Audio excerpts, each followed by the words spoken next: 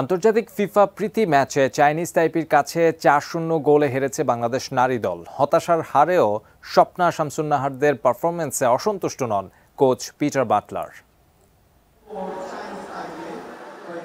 চলতি বছরের ৫ মাস কেটে গেছে।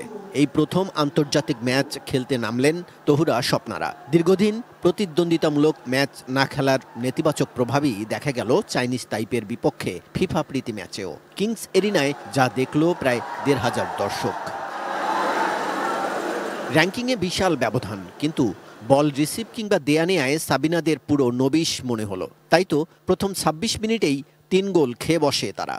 কমলাপুরের টার্ফ সেরে আসা সাবজয়ী বাংলাদেশ দলের খেলোয়াড়দের কিংস এরিনার সবুজ ঘাসে প্রথম ৪৫ মিনিট খুঁজেই পাওয়া গেল না।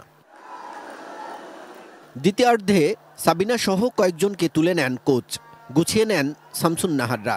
তবে চাইনিজ তাইপের গোলমুখে শানিত আক্রমণ ছিল না, বরং আরও একটি গোল হজম করে বাংলাদেশ।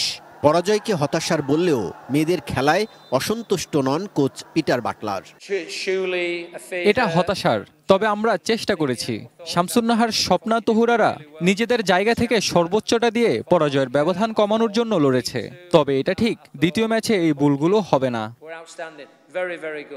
তবে দ্বিতীয় ম্যাচে ঘুরে দাঁড়াবে বাংলাদেশ, এমনও আশা কোচ পিটারের।